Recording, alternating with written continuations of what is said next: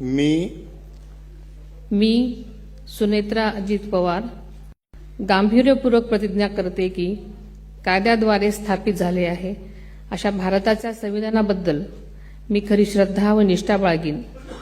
मी भारताची सार्वभौमता व एकात्मता उन्नत राखीन।